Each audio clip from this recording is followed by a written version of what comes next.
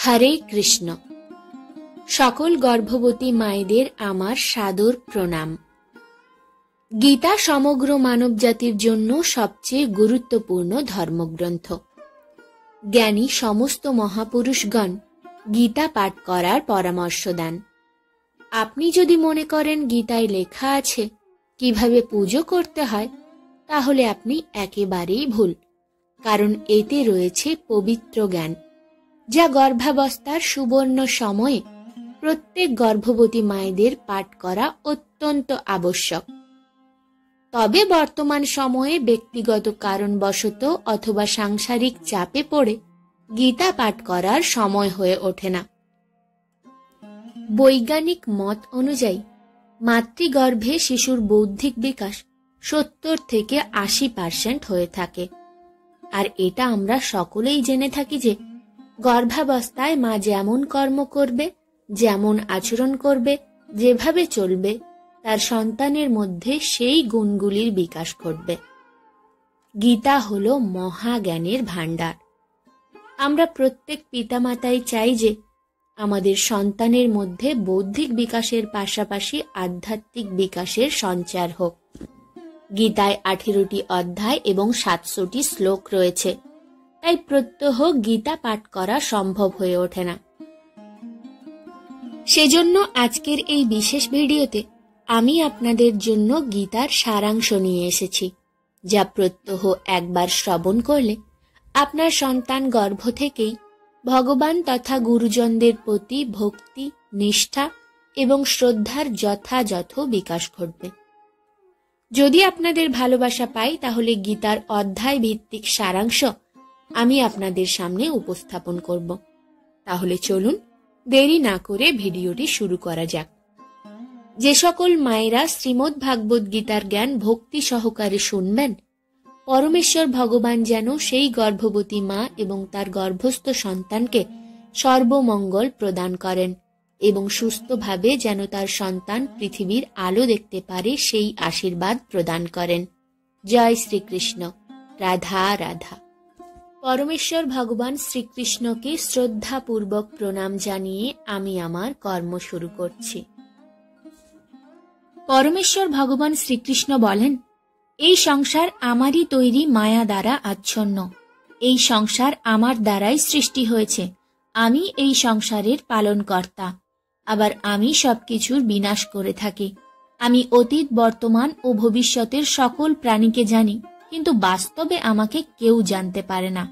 ভগবান বলেন, যেমন প্রকাশের জ্যোতি অন্ধকারেও ঝলমল করে, একই রকমভাবে সত্য ঝলমল করে। এজন্য মনুষ্যকে সর্বদা সত্যের পথেই থাকা উচিত।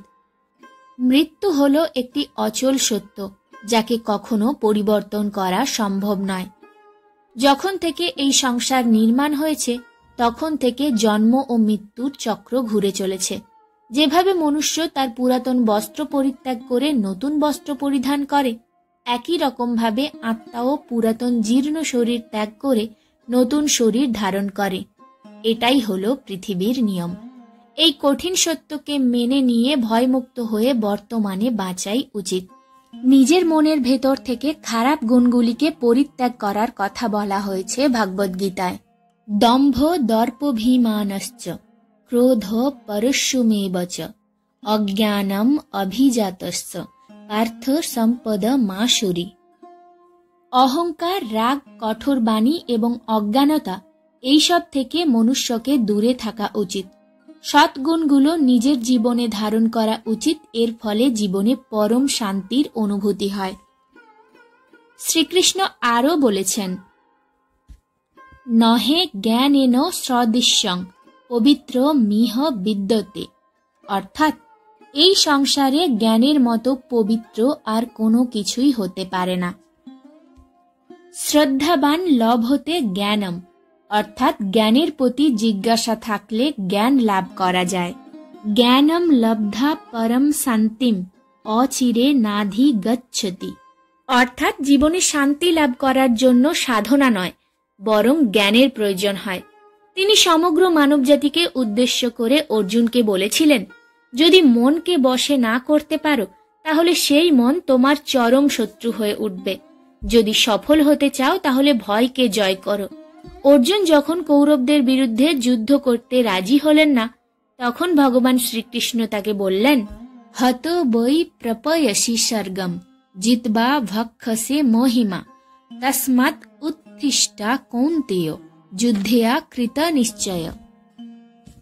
হে অর্জুন, তুমি নির্ভয়ে যুদ্ধ করো, নিহত হলে স্বর্গ পাবে আর জিতলে পৃথিবী শাসন করবে। তাই যে কোনো কাজে সফলতা পেতে হলে মন থেকে ভয়কে দূর করতে হবে। কর্মফল নিয়ে পরমেশ্বর ভগবান ভগবদ্ গীতায় বলেছেন, কর্মেণ্য বোধিকারস্তে মা ফলেষু কদা জানা। গীতার এই শ্লোকে ফলের আকাঙ্ক্ষা ব্যতীত কর্মের আদি ক্ষেত্রের ওপর জোর দেওয়া হয়েছে। আপনি যদি কোনো কাজে সাফল্য চান তবে কর্মে মনোযোগ দিন, তবেই আপনি বিভ্রান্তি ছাড়া কর্ম করতে সক্ষম হবেন। গীতায় বলা হয়েছে, ফল কামনা করে কর্ম করলে কর্মের দিকে কম আর ফলের দিকে বেশি মনোযোগ থাকে। যতক্ষণ না তুমি নিজের কাছে হেরে যাচ্ছ, ততক্ষণ এই পৃথিবীর কেউ তোমাকে হারাতে পারবে না। দুর্বল তুমি নয়, দুর্বল তোমার সময়, আর সময় প্রত্যেকের পরিবর্তন হয়।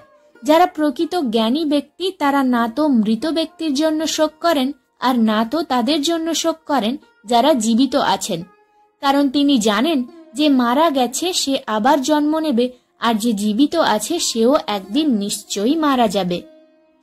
ভগবান শ্রীকৃষ্ণ বলেন, মনের শান্তির থেকে বড় সম্পদ এই পৃথিবীতে আর কিছুই নেই। যে ব্যক্তি নিজের মনকে শান্ত রাখতে শিখে গেছেন তার থেকে বড় ধনী এই সংসারে আর কোথাও নেই। সময় কখনো মানুষের তৈরি পথে চলে না, মানুষকেই সময়ের তৈরি পথে চলতে হয়। একেই তো নিয়তি বলে। জীবন তখন কঠিন হয় যখন আমরা নিজেকে পরিবর্তন করার পরিবর্তে পরিস্থিতি পরিবর্তন করার চেষ্টা করি। ভগবান শ্রীকৃষ্ণ গীতায় উপদেশ দিতে গিয়ে বলেছেন, মনুষ্য কর্ম করার জন্যই পৃথিবীতে জন্ম নেয়, আর কর্ম না করে কেউ ক্ষণকালও থাকতে পারে না।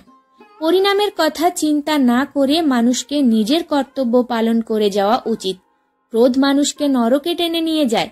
ক্রোধ করার জন্য মানুষের মন অশান্ত হয়ে পড়ে, আবেগের বশবর্তী হয়ে তখন সে নিজের ক্ষতি করে।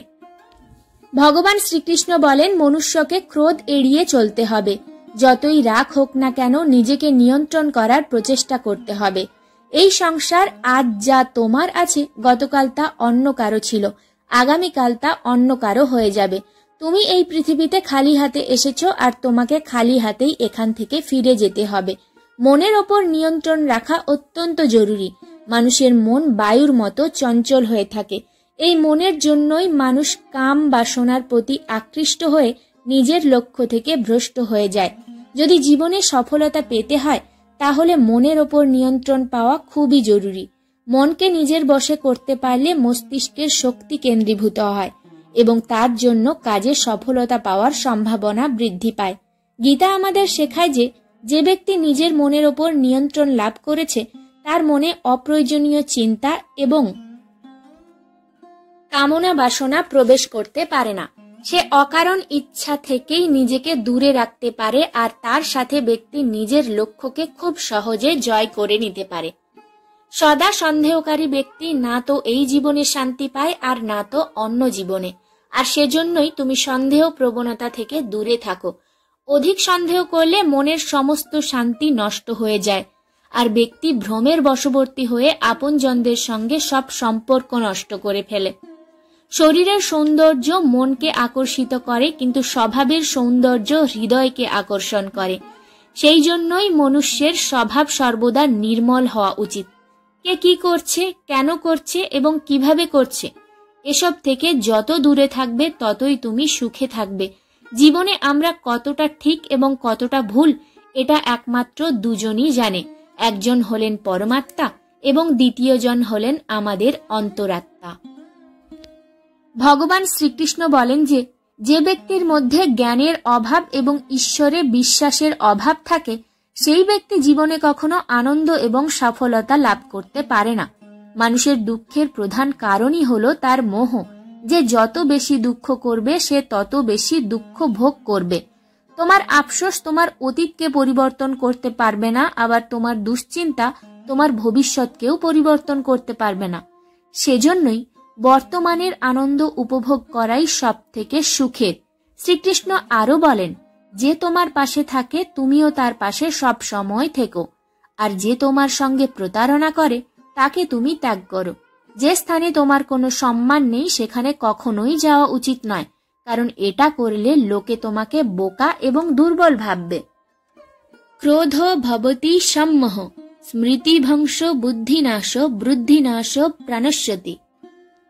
গীতার এই শ্লোকটি বলে যে কোনো কাজের সাফল্যের জন্য মনের প্রশান্তির প্রয়োজন হয়। ভগবান শ্রীকৃষ্ণ বলেন, রাগ বুদ্ধিকে ধ্বংস করে ব্যক্তিকে মূর্খ করে তোলে। একজন মূর্খ ব্যক্তি নিজেকে ধ্বংস করে। এমতাবস্থায় যে কোনো কাজের সফলতার জন্য ক্রোধ ত্যাগ করা অতি আবশ্যক। যে কখনো জীবনের সংকটে পড়েনি সে কখনো নিজের শক্তি সম্পর্কে জানতে পারে না। যে অন্যের দুঃখকে অনুভব করতে পারে, যার মনে দয়া আছে, যারা মন থেকে শুদ্ধ, সে এই পৃথিবীর জন্ম মৃত্যু চক্র থেকে মুক্ত হয়ে যায়। ভগবদ গীতার একটি বড় শিক্ষা হলো এই যে কাউকে কিছু দিয়ে কখনো অহংকার করা উচিত নয়। কে বলতে পারে তুমি তাকে সেটা দিচ্ছ নাকি পূর্বজন্মের ঋণ শোধ করছো? যেসব ব্যক্তিরা অহংকারী হয় তাদের বংশ, বৈভব এবং প্রতিষ্ঠা তিনটিই চলে যায়।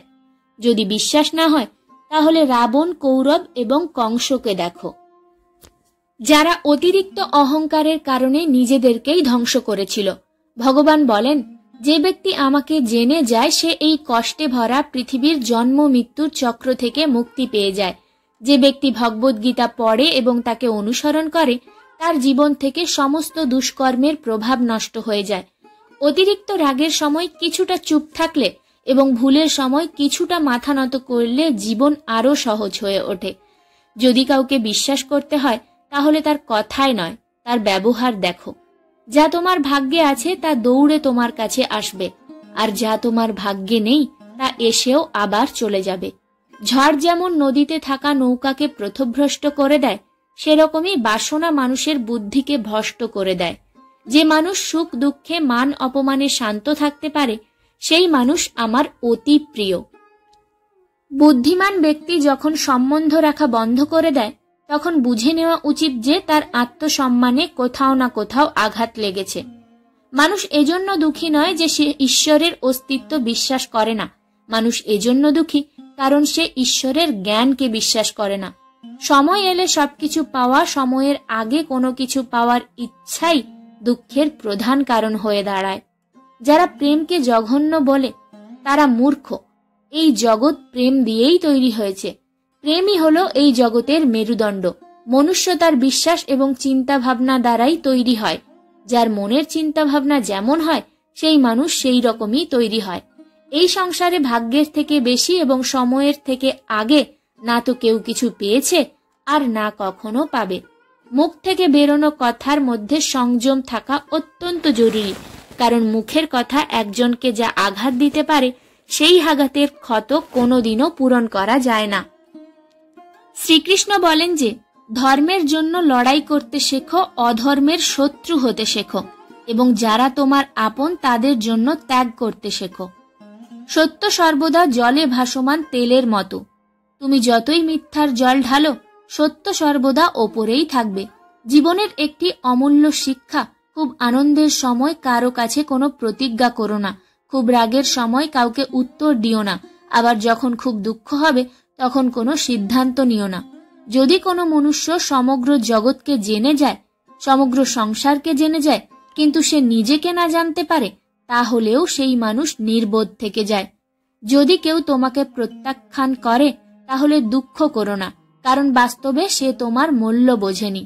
যে সম্পর্ক তোমাকে কাঁদিয়ে দেয় সেই সম্পর্কের থেকে গভীর সম্পর্ক আর কিছু হয় না, আর যে সম্পর্ক তোমাকে কাঁদার জন্য ছেড়ে দেয় তার থেকে দুর্বল আর কোনো সম্পর্ক হয় না। সর্বদা শান্ত থাকতে শেখো, তাহলেই তুমি নিজেকে মজবুত অনুভব করবে। উত্তপ্ত লোহাকে গরম অবস্থায় যে কোনো রূপে পরিবর্তন করা যায়, কিন্তু ঠান্ডা হয়ে গেলে সেই লোহায় অনেক বেশি মজবুত হয়ে ওঠে। একজন জ্ঞানী ব্যক্তি হলো সেই যে অন্যকে দেখে এবং তার থেকে শিক্ষা লাভ করে, কিন্তু তাকে কখনো ঈর্ষা করে না। এই পৃথিবীতে কেউ কারো আপন হয় না। মৃতদেহকে শ্মশানে নিয়ে যাওয়ার পর আপনজনেরাই জিজ্ঞাসা করে আর কতক্ষণ সময় লাগবে। জীবনে দুঃখ পাওয়াও জরুরি, না হলে সুখের গুরুত্ব অনুভব করা যায় না। এই পৃথিবীতে একমাত্র মাতা এবং পিতা এই দুজন ব্যক্তি যারা সর্বদা চান যেন তার সন্তান তাদের থেকে উন্নতি করে।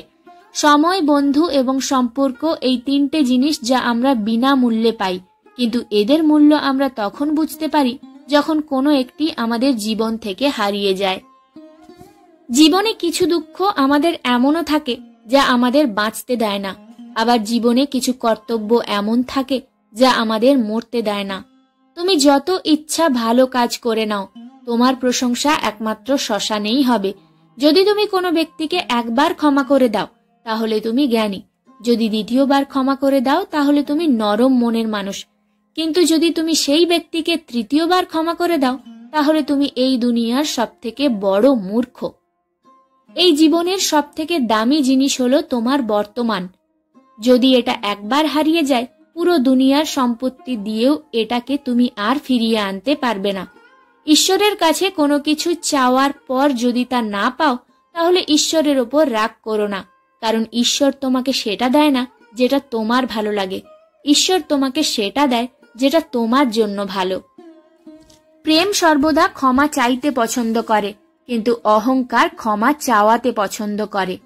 তোমার নাম নয়, কর্মই তোমার আসল পরিচয়, কারণ এক নামে হাজার মানুষ আছে। তাদের নাম এক হলেও তাদের কর্ম ভিন্ন হয়, আর সেটাই তাদের আসল পরিচয়।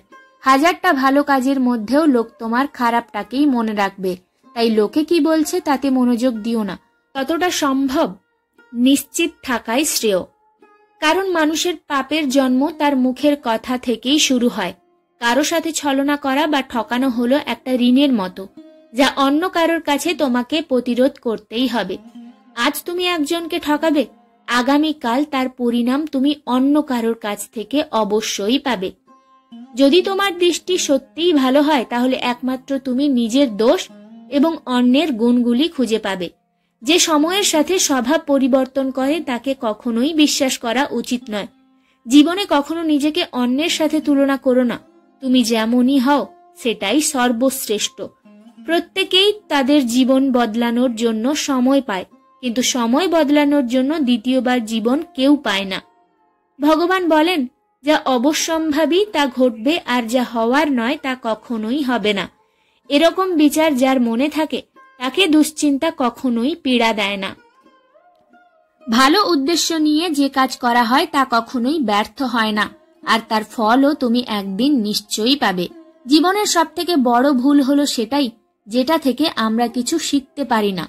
আজ তুমি যে কাজ করছো তার ফল তুমি ভবিষ্যতে নিশ্চিত পাবে, আর আজ তুমি যা পেয়েছো তা তোমারই দ্বারা করা তোমার অতীতের কর্মের ফল।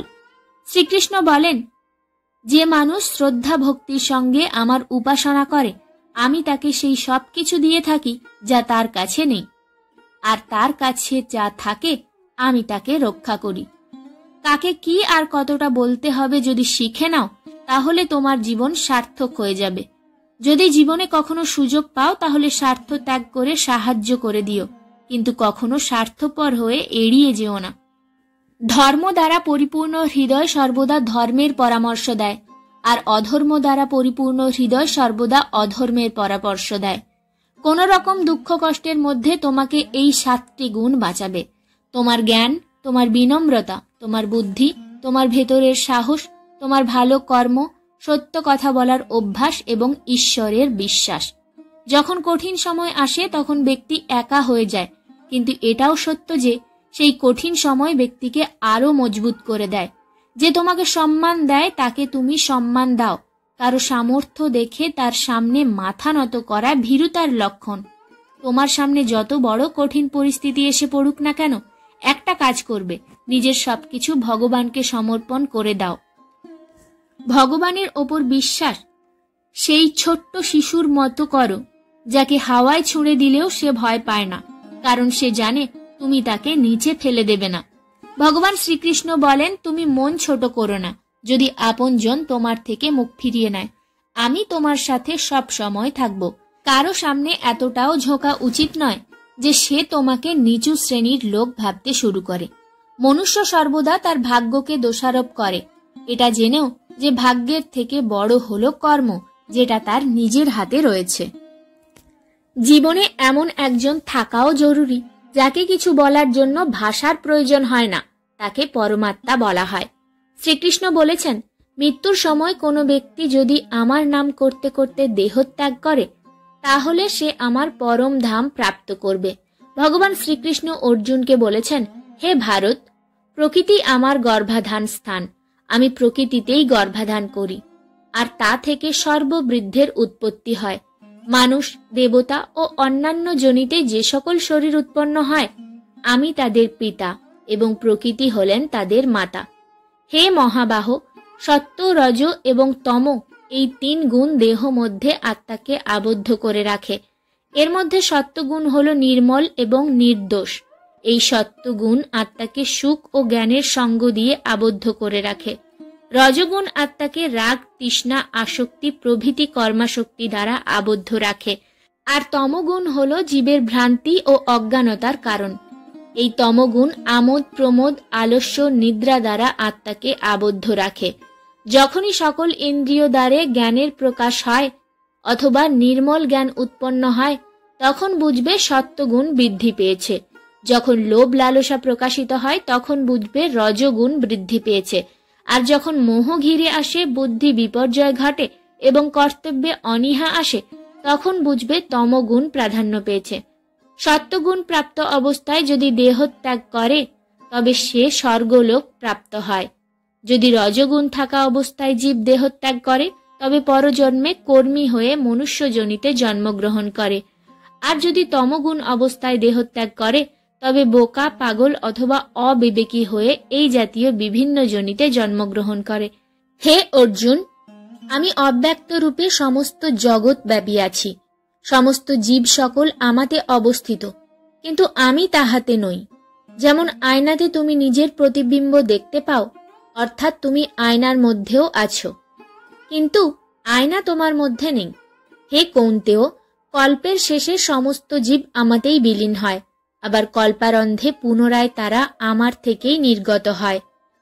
আমি নিজ প্রকৃতিকে নিজের বশে রেখে নিজ নিজ কর্ম নিমিত্তের স্বভাব অনুযায়ী জীবনকে বারবার সৃষ্টি করে থাকি।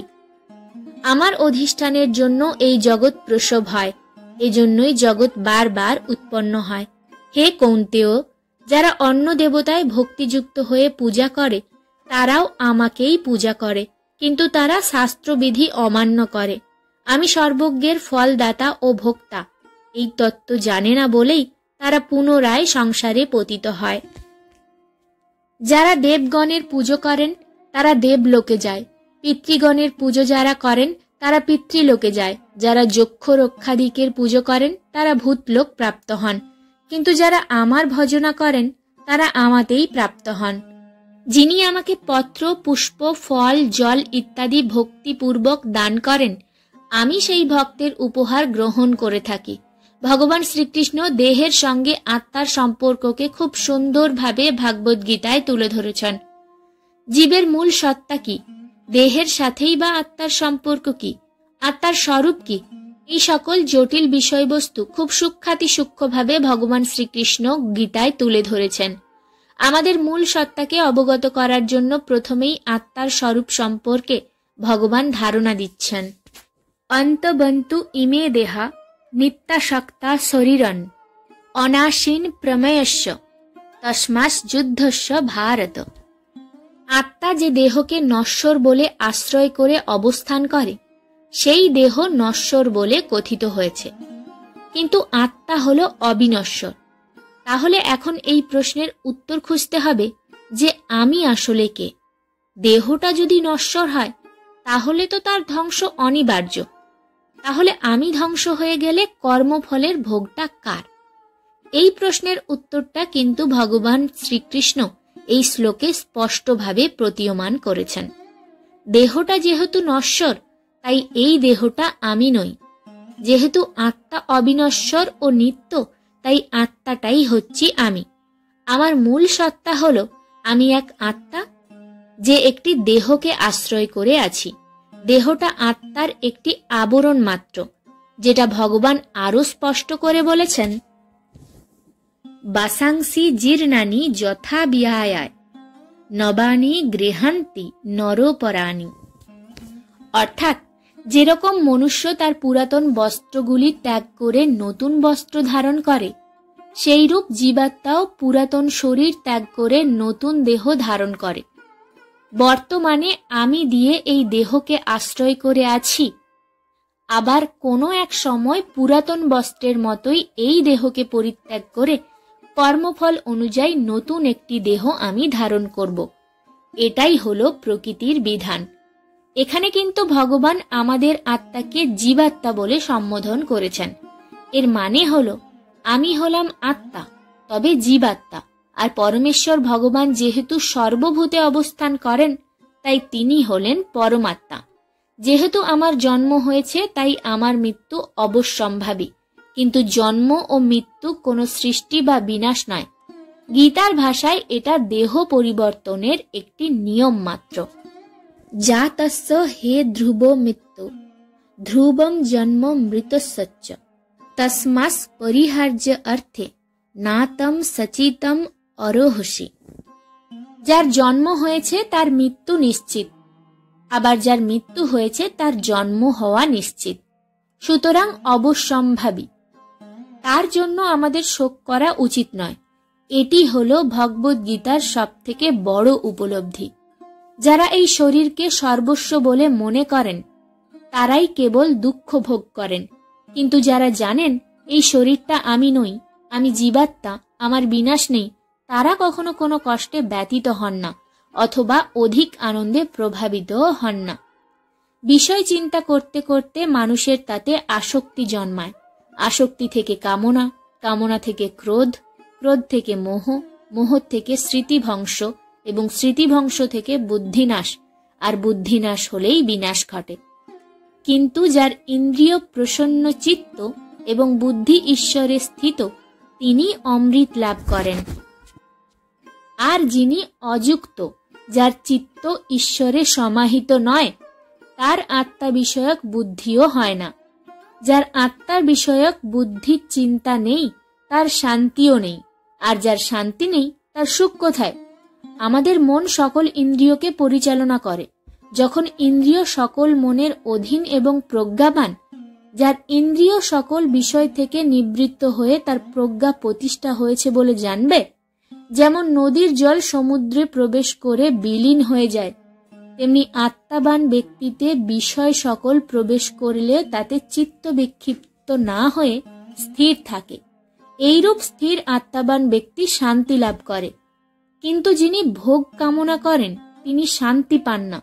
যে ব্যক্তি সমস্ত কামনা ত্যাগ করে নিষ্ক্রিয় হয়ে বিচরণ করেন, যিনি মমতা শূন্য এবং অহংকার শূন্য, তিনিই শান্তিপ্রাপ্ত হন। হে পার্থ, এই স্থিতিপ্রজ্ঞ অবস্থাই হল ব্রহ্মী স্থিতি। এই অবস্থা প্রাপ্ত হলেই জীবের আর মোহ থাকে না।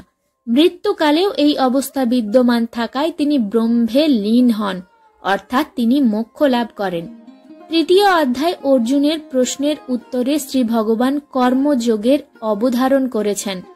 এখানে নিষ্কাম কর্মীর উপায় রূপে প্রথমে আত্মাতে সন্তুষ্ট আত্মারাম জ্ঞানের ভবানুযায়ী ফলাশক্তি বর্জন করে কর্ম করার উপদেশ দিলেন।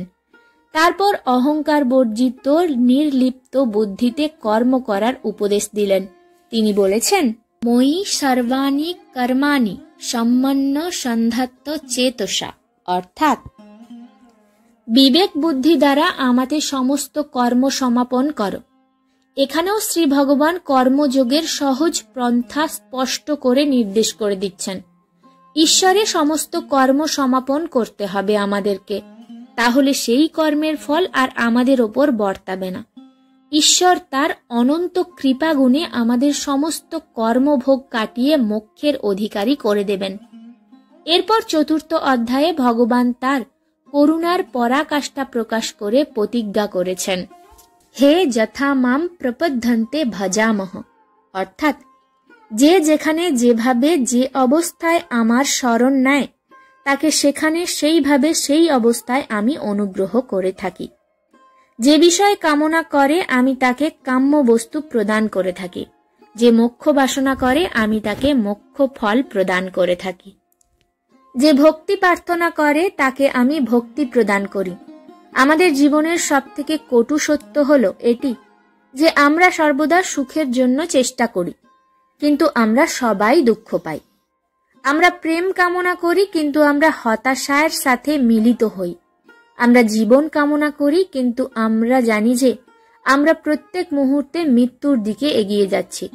প্রত্যেক ব্যক্তি সুখ লাভের জন্য ফলপ্রসূ কাজে নিয়োজিত থাকে, কিন্তু তৃপ্তি পায় না। পরিবর্তে এই ক্রিয়াকলাপগুলি কেবল দুঃখকে আরও বাড়িয়ে তোলে। এই পৃথিবীতে কার্যত সবাই অসুখী। কেউ কেউ নিজের শরীর ও মনের দুঃখ ভোগে, অন্যেরা পরিবারের সদস্য এবং আত্মীয়দের দ্বারা যন্ত্রণা প্রাপ্ত হয়। কেউ কেউ ধনসম্পদের অভাব এবং জীবনের প্রয়োজনীয় জিনিসপত্রের ঘাটতিতে ভুগছেন। বস্তুগত মানসিকতার লোকেরা জানে যে তারা অসুখী, কিন্তু তারা মনে করে যে তাদের সামনে থাকা অন্যরা সবাই সুখী এবং তাই তারা বস্তুগত বৃদ্ধির জন্য ছুটতে থাকে। এই অন্ধ সাধনা চলে বহু কাল যাবৎ, তবুও সুখের দেখা নাই। এখন যদি মানুষ এটা বোঝে যে ফলপ্রসূ কাজে লিপ্ত হয়েও কেউ কখনো সুখ অর্জন করতে পারেনি, তাহলে তারা বুঝবে যে তারা যেদিকে ছুটছে তা বৃথা এবং অর্থহীন, এবং তখন তারা আধ্যাত্মিক জীবনের দিকে ফিরতে পারে। যাদের বুদ্ধি আধ্যাত্মিক জ্ঞানে স্থির হয়ে গেছেন তারা বোঝে যে ভগবানই সবকিছু পরম ভোগদাতা। ফলস্বরূপ তারা তাদের কর্মের ফলের প্রতি আসক্তি পরিত্যাগ করে তার কাছে সমস্ত কিছু নিবেদন করে এবং তার করুণা হিসেবে যা আসে তা নির্মলভাবে গ্রহণ করে। এটি করার ফলে তাদের কর্মগুলি কর্মী প্রক্রিয়া থেকে মুক্ত হয়ে যায়, যা একজনকে জীবন ও মৃত্যুর চক্রে আবদ্ধ করে। এই ছিল ভগবদ গীতার 101টি উপলব্ধি। আমি আশা করলাম আমার আজকের উপস্থাপনাটি আপনাদের ভালো লেগেছে। যদি ভিডিওটি ভালো লেগে থাকে লাইক করবেন, আর এমনই নানান ধরনের ভিডিও পেতে চ্যানেলটিকে সাবস্ক্রাইব করে সঙ্গে থাকুন। হরে কৃষ্ণ। জয় শ্রীকৃষ্ণ। রাধা রাধা।